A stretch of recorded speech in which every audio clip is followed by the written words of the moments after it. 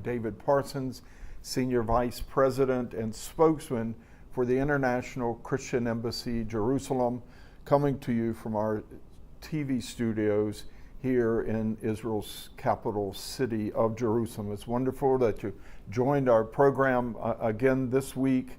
We're so glad you're here, and we want to extend a warm welcome to our guest today, Daniel Lischinsky. How are you? Thank you. Yeah. Thank you for having me. And we're going to have him talk about, as a father, his fight against anti-Semitism in the wake of the loss of his son, Yaron Lischinsky, and Yaron's fiancée to be, Sarah Milgram, back in May. And thank you for joining us, Daniel. I know that it's probably never easy. It doesn't get any easier to talk about what you and your family went through in the loss of Daniel, an Israeli diplomat in the embassy in Washington, shot on the streets of D.C., the U.S. Capitol, because he was Jewish by some mad-raged anti-Semite. But we're just asking you to help fill in some of the details, and also what your family's been through, how you've been treated by the Israeli government and all, and also we understand you really are feeling an urgent calling to do more to speak out against anti-Semitism today. So we really welcome this opportunity to give you a chance to speak to all our Christian viewers out there about these matters. Now, you're originally from Argentina. Buenos Aires. From Buenos Aires, and tell us about your decision to, you grew up and your decision to make Aliyah. Well, my father was already living here. My parents, they were divorced. Mm-hmm. When I was 2 years old, my father, he came to Israel. He was before that already with the group, with the Zionist group. Mm-hmm. They were the founders of Kibbutz Kisufim, mm-hmm. in the Gaza border. Oh, and they founded the kibbutz. Then for some reason he appeared again in Argentina. He married my mother. I was born, and then like he came, he left. They separated, they divorced, mm-hmm. and my father came back here to Israel, and he died 1 year later. Mm-hmm. So I always knew that I have here the grave of my father. I have a stepbrother. Mm-hmm. Mm-hmm. And so when I was 20 years old, I came with a group of young people from Argentina, one of these programs of the Jewish Agency to bring young people. To study here, or no, serve in the IDF? No. The beginning was just 6 months to work in a kibbutz and to tour the land, to know the land, like Taglit or the different programs that they have. And after this trip, I decided to stay. I liked. I went back to Argentina. I said to my mother, we go to live in Israel. So we made Aliyah. So your father was not only Jewish, but he was Israeli. My father was Israeli and was the first person that died in Kibbutz Kisufim. Okay, after they founded it. It's right down near the southern part of Israel, near the southern part of Gaza on the Israeli side. There's the Kisufim crossing there. Exactly. And but you, I guess that, the fact your father was an Israeli really helped you in the Aliyah decision. But how old were you? This was 30, 40 years ago? That was when I was 19, 20 years old. Yeah, that was a long time ago. All right, and you meet your wife here. She's a German. And later on, I met my wife. When I came to live in Israel, after 1 year later, I was enrolled into the army. Mm-hmm. And I was in the paratroopers. When I finished my military compulsory service, I came to Jerusalem to study to the university. Mm-hmm. And then I began to work in a Christian coffee shop that we used to have in Jaffa Gate. Okay, by the Christ Church. By Christ Church, Okay, exactly. you worked there. Maybe I met you there long ago. In the time when Louis Sherman was doing the bookshop. Okay. So, Yeah. and there I knew my wife. My wife, she came like a nurse to volunteer in the French hospital Okay. in Newgate. And the nurses, they used to come to the coffee shop to have coffee. And Was she Jewish as well? German Jew? no, she's okay. German, Okay. from But, a Lutheran but family. If you're working in the coffee shop, it means you had already come to faith in Yeshua. Yeah, I came in Argentina. Oh. Okay. And when we came to live in Israel, we rejoined again the local body of Christ in Israel. Okay. Yeah. Any particular congregation or pastor? And, yeah. We were, when I finished the army, I left the kibbutz where I was living in Megiddo, and we went to live. We took an apartment with my mother in Rishon LeZion. Okay, your mother came with you. Yeah, and in that time was the congregation that was led by Baruch Maoz Yes. in Rehovot. So we used to meet there, and then in Hagefen in Rishon. Okay. More recent years, you've lived in Beit Zait, right at the western entrance to Jerusalem.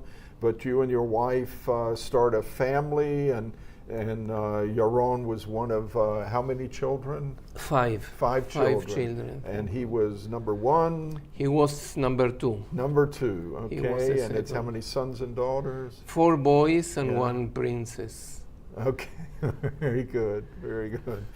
And Yaron, you must have been very proud of him. Because he entered the Foreign Service in Israel, joining the diplomatic corps, was showing a lot of promise. And tell us a little of his journey into serving Israel through the foreign ministry.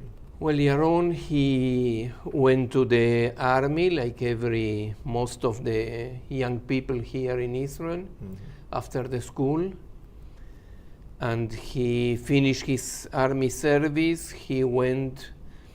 He did a DTS, a discipleship training school from Youth with a Mission. Yeah, YWAM. In Perth, Australia. Okay. It was a sport DTS. He was a sportman. Yeah, he liked football, soccer. He liked football very much. good. He was good at it, huh?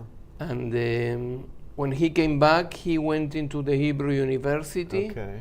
He studied international relationships at the Hebrew University. He finished the first degree there during the COVID time.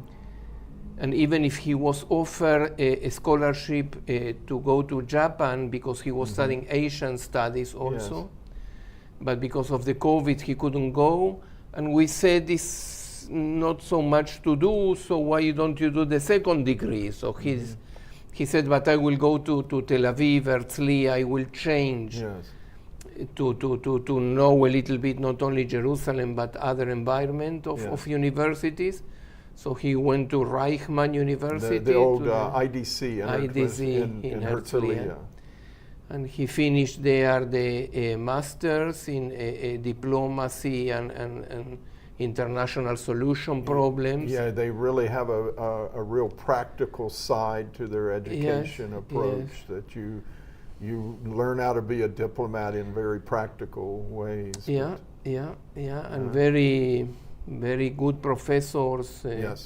The actual guys ambassador. They were practitioners in the field. The actual ambassador of Israel in Germany was one of his teachers. Ron Prosor, Ambassador Prosor. Used to be at Israel's ambassador at the UN as well. We know him well, yes. And after that, they took him to Washington.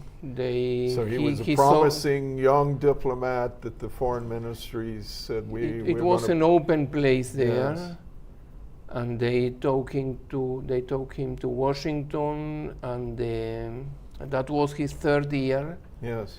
in Washington. He was working for the Middle East Department, Middle East Department analyst or the research. Yeah.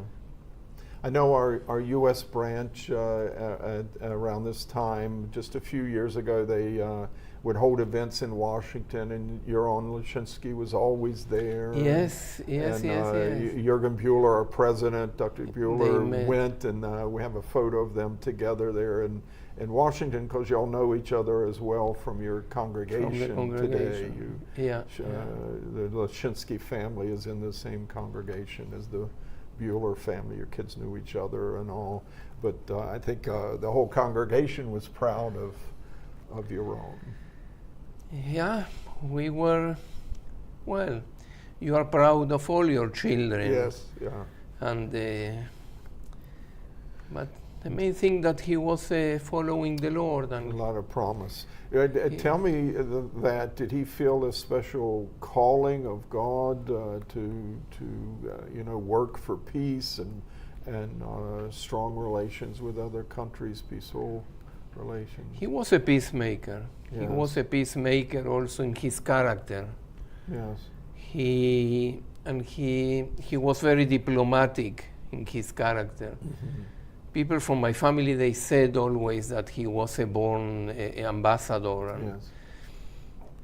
I always used to ask him advice, how to go out to different problems. Solve relations. And he always knew the right way diplomatic way, not fighting. Yeah, I am Argentinian. We are Latin blood, so we are good for fighting. He always teach me how to work with the head and not with the feelings. And he was very diplomatic. Yeah. So while he's there, he also meets Sarah Milgram. I think she might have been interning or just a new hire at the embassy, but she was an American young Jewish lady from Kansas City, and she seemed to have that same disposition of working for peace, all that we've heard and read about her. They met because of the 7th of October. Yes. Sarah was working for the public relations and Yaron, because of the 7th of October, he volunteered himself to work in the media, in the media department. After his normal hours in the Middle East department, he went to the media department. He was good with all these media videos and cutting and all the public media. So he volunteered to help there, and there they met. We're working on cutting his own videos overtime to help defend Israel in the wake of October 7, and it's war. You go on to war footing, and he couldn't be serving in the IDF. He felt this was his way of contributing. Yeah. It was difficult, we believe, for him. All these videos that we didn't see, that I didn't see, all this horror. Did he show you? I think he was showing the 42, 44-minute clips. I've seen it myself, the raw footage from the Hamas. I didn't see it. Their cameras. The boss from Yaron, she is a lady from the diplomatic corps, and she told him that after this work he needs to see a psychologist. And he didn't want it, and like a favor for her, he did it. But looks like was a very, very hard job. Yes, yeah. No, I remember the footage. I saw it from the government press office. They showed it to a select group of journalists, and he was showing it to select groups there at the Israel embassy from other embassies. I think he was even cutting and preparing the film by themselves. I think he was... he was involved in it. Wow, that was him, huh? Wow, I didn't know that.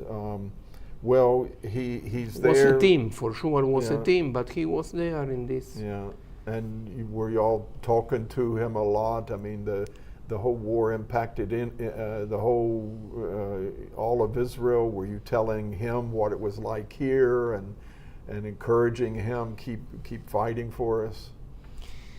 Yeah, the thing is that from the 7th of October, even before we didn't see him, he came a Pesach before, a Passover before. Yeah. He was supposed to come now in May, end of May, 26th of May. He was going to get engaged to Sarah. They plan to get engaged here, and so he never spoke about his job. He never spoke about. Once when we spoke by telephone, I remember I asked him, "Have you been already in the White House today?" He said, no. I asked him if he was in the Congress. He said, no, I was in the White House today, so I did my part already. So I was joking to him, you go to the White House like I go to the supermarket here to pick up my milk and bread.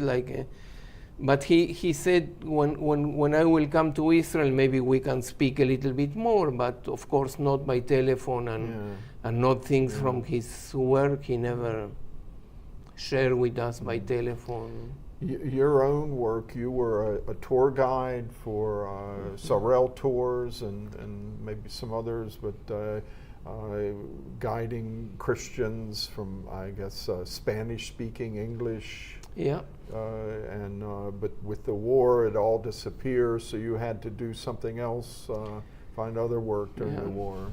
There is no income. Yes.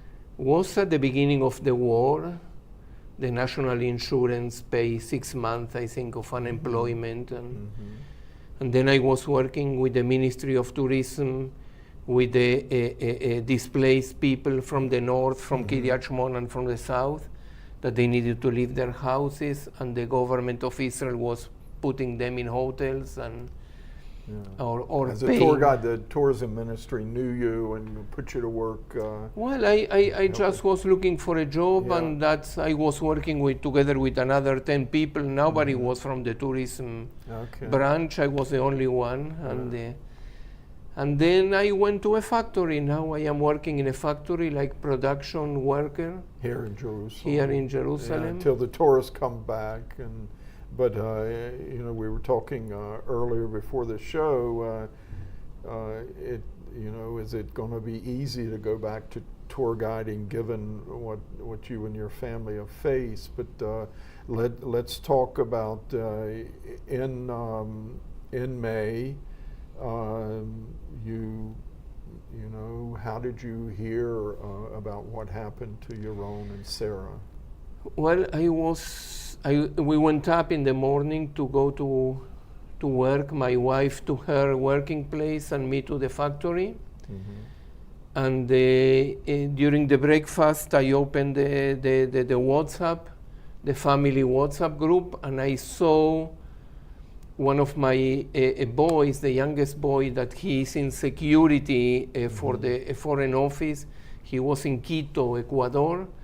He put an advertising that was a terrorist attack in Washington. Of course, we never thought that some... So he's the brother, and he didn't even know who the victim At the beginning, he only read in the news that was a terrorist attack in Washington. So because he's in security, embassy security, he hears it first. He called the people from Washington, and he spoke with the responsible for the security and the embassy in Washington, and he told him, yes, I hear that some people, embassy workers, they are hurt, but I don't know if it's fake news. Let me go to see by myself, and I will tell you. So this guy, he went to the place and he saw both of the bodies. So he called the responsible for the security. At that time, the whole foreign office knew it. But I also called the Foreign Office. I said, before I go to work, I go through the Foreign Office, I ask.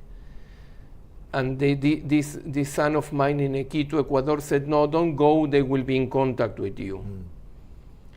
So I imagined that something happened when he said like this. And then he said to the older brother of him, to my biggest boy, that he lives 10 minutes from us, go immediately home. The Foreign Office will come. Oh my, So then came the police first, and the whole. So even your sons were following the protocol for an Israeli diplomat. Yeah. Wow. He wanted that the bigger boy will be there when they come and bring us the bad news that. So it's, I mean, a lot of Israelis, they fear the knock on the door in the middle of the night about a soldier, but here it's the foreign ministry coming and informing you. And they came, a lot of people from the Foreign Office, and the foreign minister, he called immediately, and then the prime minister called, and from that day, they said to us, you are from the family of the Foreign Office. So they help us, they cover us, when they brought the body of Yaron, they did a very emotional, beautiful ceremony in the Ben Gurion airport. And they did the whole funeral, and they even told us that if we want to go to Washington to close the apartment of Yaron and to bring his belongings. So 3 of our children, they did it. We were not, my wife and me, we were not ready still to fly. And so 3 of the children, they went to Washington, they packed all the things, the embassy sent things, they brought the clothes and. Yeah, I remember the funeral. My wife and son were there. We had quite a few staff. The Buellers were there at the Beit Zait community cemetery. Yes. And it was not only the foreign ministry. President Herzog was there, and the brother that was the former ambassador of Israel, Michael Herzog. And there was even from the chief rabbinate someone to say official Jewish prayers over a messianic Jewish believer. This was, I think, was the first time that for a messianic Jewish believer was an official funeral from the government of Israel. But the foreign ministry has to. He was representing the nation. Yeah, but they respected us, and they gave us the opportunity to do it like a Messianic Jewish family will do it. Yeah. Our pastor was guiding the funeral, you remember? So even in the midst of the pain, I think a lot of local Messianic believers in Israel, they felt there was something of a breakthrough even in its loss. We hope. Yeah. We hope. Yeah. I know the Bayer family, when Oriel Bayer, who was a German Christian, they weren't Jewish, but they've lived here for decades. All the kids have been through the army. They came to work with Holocaust survivors. They lost their son in Gaza early in the war. But they've told us, they've come to some of our events and told how, because they're now a bereaved family, that it's like you go into the inner sanctum of Israeli society. What's it been like for y'all? It's changed the way people approach you and all. Yes. The people respect us, the Jewish believer, a little bit more. Already 3 funerals we went to, the Weizmann family in Poria. Yes. Uriah Bayer. Mordechai Weitzman lost his son. He's a Messianic Yeah. leader in the north now. Yeah. And I've been to the foreign ministry recently, and they made sure to show us. They know from the Christian embassy, and I asked to see where they honor like Israeli diplomats who are fallen in service abroad, and there's he's going to be added. They showed us that where Yaron is being added to that. Has that happened yet? Not yet, but they planted a tree already Yeah, in there was his a memory. ceremony at the foreign ministry. Yes, it was. Yeah. Okay.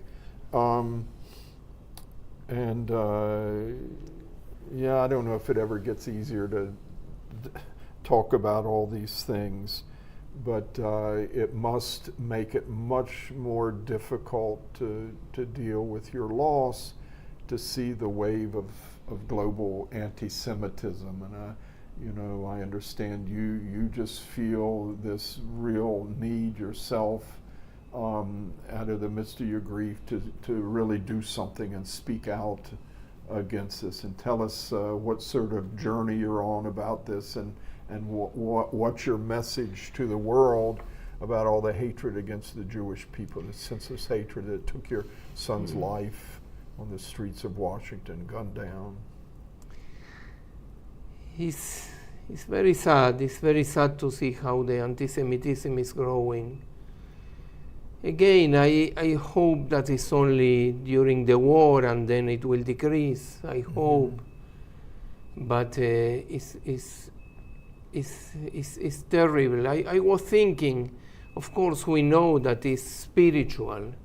It's a spiritual thing, but you cannot understand how the people believe the lies of the enemy, how the people believe the lies of Satan, that we are doing exterminating the Palestinian people in Gaza, or that we are bringing them in hunger on purpose.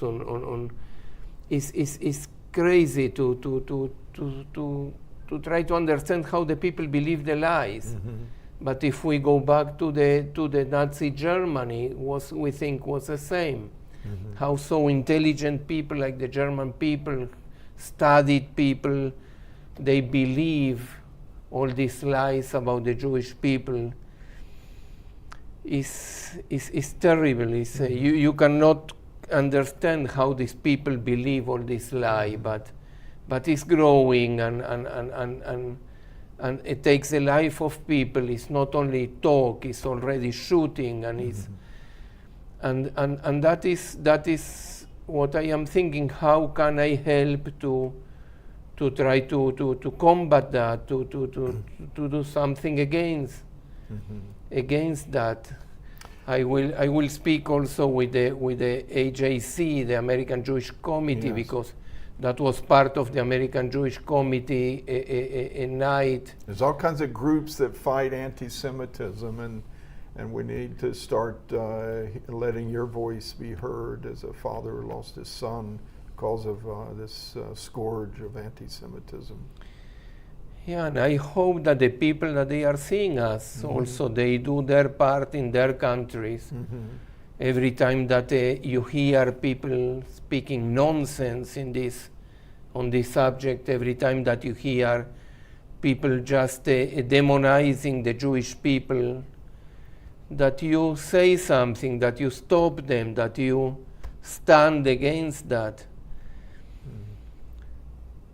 I think that is how we need to behave, also like believers and also like human beings. Yeah, I hope our viewers will really take this to heart, this appeal from our brother, Daniel Lischinsky, to speak out whenever you encounter anti-Semitism. Don't be coward, don't be cowardly, be courageous, be bold, and speak up for truth.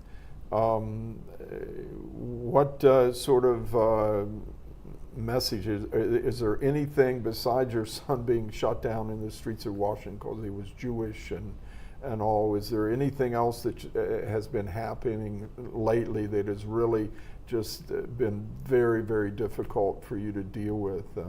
I know at the time that Yaron was shot, Yaron and Sarah were shot, there had been several weeks of this whole lie that Israel was blocking all the humanitarian aid in Gaza, was deliberately starving Gaza, was committing genocide, ethnic cleansing, and you had guys like Erdogan, the president of Turkey, but even other Western leaders, UN leaders, that were all criticizing and ganging up on Israel over these false accusations, and it just created this sort of peak or bubble of anti-Semitism, anti-Israelism, but it's anti-Semitism, and that you know, the shots that rang out that killed him sort of just marked the real peak of this.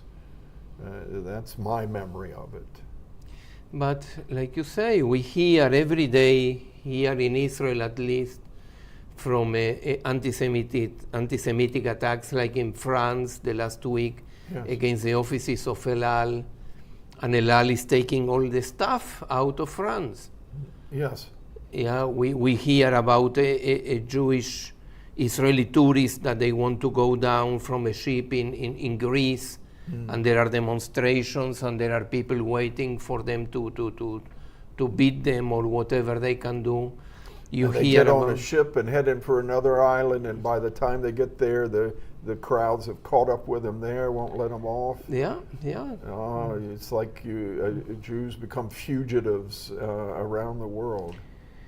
You hear in Austria, you hear in different places in Europe, in Spain and in Italy, restaurants that they don't receive Jewish people, or that they throw them out. Yes. From the restaurant. It's crazy. It's like in the beginning of the Nazi time. And, yes. And we need to do something. The people needs to do something. I mean, everywhere we are not afraid, but it's not normal and it's not fair. Yes. After all, we are defending ourselves in Gaza, where you will see a country that is in war with an enemy and gives food to the enemy all the time. Before you attack a neighborhood or a city, you ask the people to go out of the place because you will go in with the military. It's incredible. It's clear we kill a terrorist, and because he was also, at the same time that he was a terrorist, he was working for Al Jazeera like a yes, journalist. Now we are accused of killing journalists. It's crazy. It's crazy. You see the proof that he was a terrorist. He was getting salary like a terrorist. He was written in the papers of Hamas like a terrorist. I mean, the people need to open their eyes and to see the reality. You cannot get all the time fed with these lies that Satan is propagating against us. It's crazy. It's a sensitive question, but the guy who shot your son, Yaron, have you learned anything about what lies set him off to do this? We know that he was part of a left, a communist movement a couple of years ago. We don't know too much. We are only updated by the lawyers in the U.S., by the prosecutors. They are all the time calling us and telling us when they presented now the charges against him, and next month, the beginning of the next month, he will have his first hearing, and we spoke with them yesterday also. They told us that they believe that he will declare himself innocent, and I asked also one of the lawyers in charge if they think will be a plea bargain. They said no. We will also never accept a plea bargain at all. The book at him. So, and the prosecutors, they are trying to get the okay from the U.S. to ask for death penalty. Yeah, because this is the sad truth that if you go easy a plea bargain on someone who just murders a Jew out of this anti-Semitic hatred, two Jews, excuse me, that it it's just going to encourage more of the same. And I think we've had this push. I just want to ask you, you and your family, you've paid a price now in defending Israel, and I think you have every right to sort of speak out on where we are now, where Israel is, and what you think, how to end the war in Gaza, the hostages, if you want to express your view on any of this. But I really feel like President Macron in France, a couple weeks ago, I had a guest on the webinar who said the big reason he started coming out in support of a Palestinian state is because the French intelligence did a whole study and found that the Muslim Brotherhood and radical Muslims are so entrenched in Israeli society and on the boiling point about Israel that he needs to sort of appease it and let off some steam by supporting the Palestinians more, and they recommended come out in support of recognizing a Palestinian state. To me, this is appeasing and fueling even more anti-Semitism. When you do this, it just fuels it more. But I don't know if you have anything to say about where Israel is now, and what are your prayers and your hopes for getting out of this conflict and moving forward? Yeah, I don't know too much politics. I just know to pray. I just know to look for, and I pray for wisdom for our leaders. Mm-hmm. Amen. But I pray for the poor Palestinian children and people, innocent people, that they are suffering. Mm-hmm. But even if big part of the Palestinian population in Gaza is pro-Hamas, it's not that they don't have a side on the, mm-hmm. but it's very painful still to think about the hostages that we have. Mm-hmm. 50 Israelis still in the hands of Hamas, alive and dead people, and the ones who are alive are being starved to death deliberately. It's very difficult, and it's, especially in our position, is that we are so sensible for what happened. It's very difficult for us. We cry a lot because of that, but we just pray that the Lord will give wisdom to our leaders to know what to do, and will protect our soldiers. Mm-hmm. And it's a difficult time for Israel. We like normal Israelis, we suffer, and you feel the depression that is on the air in Israel. Mm-hmm. The people are depressed. The people are tired. Mm-hmm. After the bombings from Iran and the missiles from Iran, we are finished. It's two years almost of a war on every side, and all the hatred around the world, and it's a difficult atmosphere in Israel. Helps to have Yeshua, but nothing. This is a very difficult road, especially for you and your family. And to think that he will never come back again, to really to understand that is. Yes. Sometimes you want to go to awake, to think it's a dream, and that that we will meet him again, but it's. But the Lord give us a strength every day. The Lord give us the strength to go to work. The Lord gives us a strength to work in different projects of remembering their memory. The school where he studied Here in Jerusalem, Boyer, he opened a scholarship in memory of Yaron and Sarah. No, in memory of Yaron. That is a scholarship in memory of Yaron. So we have next week a meeting in the office of the mayor of Jerusalem. So we are trying to work also for his memory and helping other people with that. Well, we just want to ask all our viewers to be praying for Daniel Lischinsky and his family as they continue. I mean, in a way, it seems like many months ago, but it's only since May, just 3 months ago, that this all happened, and still trying to overcome it. Please pray for him. How can they pray for you and your family, and how can they pray for Israel? And also, one last call on Christians here to speak out against the hatred against the Jewish people in Israel. Well, for us, like a family, also praying for protection. Still, our children, they are working abroad. Still, we pray every day for protection for our children, and here in Israel and abroad. And that we will have the strength every day to continue to go forward, to don't fall into depression, to don't fall into self-pity, and so that is, I think, the way to pray for us, to strengthen us.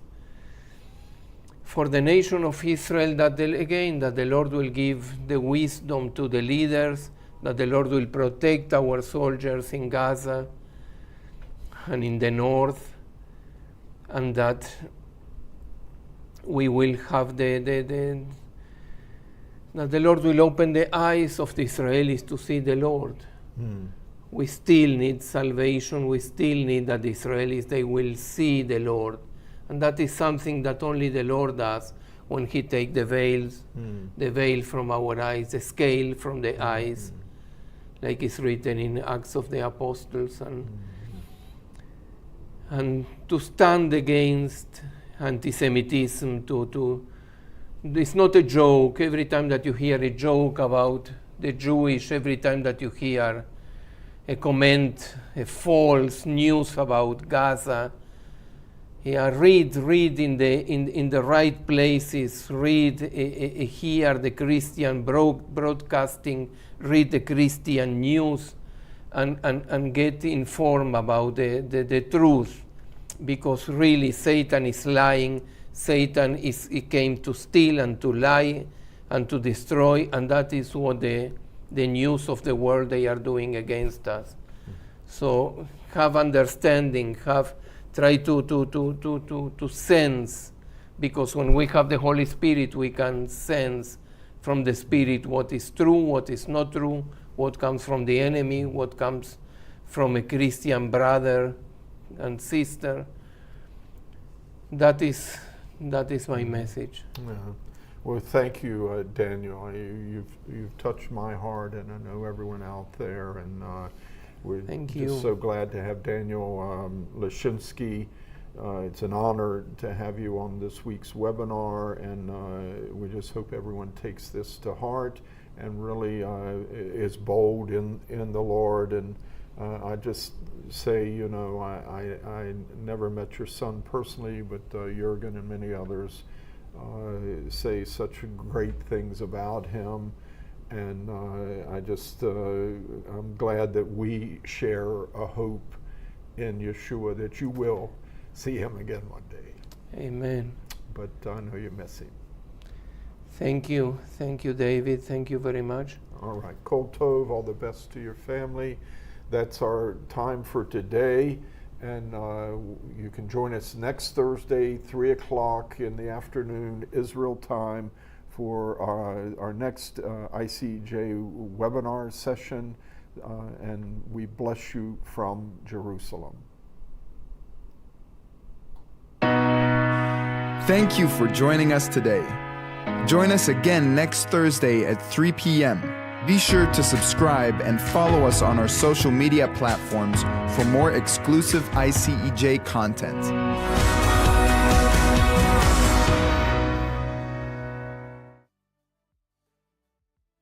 The ICJ store has everything you need to bring a special reminder of Israel home with you. Every order above 10 United States dollars, you get a free shower gel. From Feast merch, a wide selection of books and exquisite collection of biblical souvenirs and treasures from the heart of Israel. Go to ICJstore.com and get your resources today. Follow ICJ Official on social media and subscribe to our YouTube channel for webinar recordings and more videos from Israel. Do join in prayer at 4:30 p.m. daily.